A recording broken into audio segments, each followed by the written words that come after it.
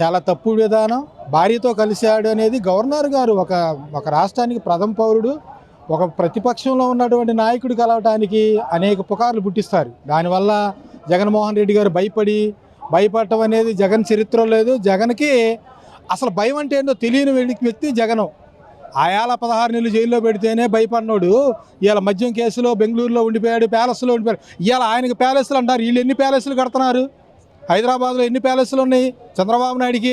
ఇప్పుడు ఇక్కడ 5 ఎకరాల ప్యాలెస్ అన్నాడు.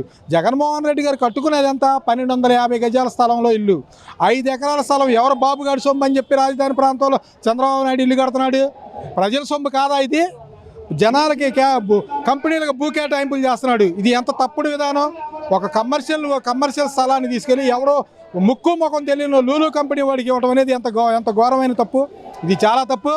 వైసీపీ గవర్నమెంట్లో ఉన్నటువంటి ఒక పార్థసారథి, ఒక స్వార్థ రాజకీయ నాయకుడైనటువంటి పార్థసారథికి 10 ఎకరాల పొలం ఇచ్చారు. అక్కడ 600 కోట్లు. ఎవరు బాబుగాడు సొమ్ము ఇదంతా? టీడీపీ మంత్రి వైసీపీలో చేసి ఈ లాభాలు ఇక్కడ జగన్ గారి దగ్గర పనికిరావని చెప్పి పడవని చెప్పేసి చంద్రబాబు నాయుడు గారు ఇప్పటికైనా తెలుసుకోవాలి. వీళ్ళంతా స్వలాభం కోసం వచ్చిన వాళ్ళందరూ బయటికి రావాలి. చంద్రబాబు నాయుడు అనే వ్యక్తి ఈ రాష్ట్రాన్ని నాశనం చేయడానికి వచ్చాడు. జగన్మోహన్ రెడ్డి గవర్నమెంట్లో ఎప్పుడన్నా ఈ ధర్నా చౌక్ ఎప్పుడూ ఖాళీగానే ఉంది. ఇవాళ చూడండి, ఎప్పుడు నిత్యం కలకలలాడుతా ధర్నాలు చేసుకుంటా పరిస్థితి. ప్రజలను రోడ్డు మీదకి తెచ్చినటువంటి చంద్రబాబు నాయుడు సింగపూర్లో ఎంజాయ్ చేస్తున్నాడు. ఒక ప్రశ్నిస్తారని వచ్చిన వ్యక్తి హెలికాప్టర్ కొనుక్కొని తిరుగుతున్నాడు. నా కాడేమీ లేదు, నా కాడ ఒక్క బట్టలే ఉన్నాయి అన్నాడు.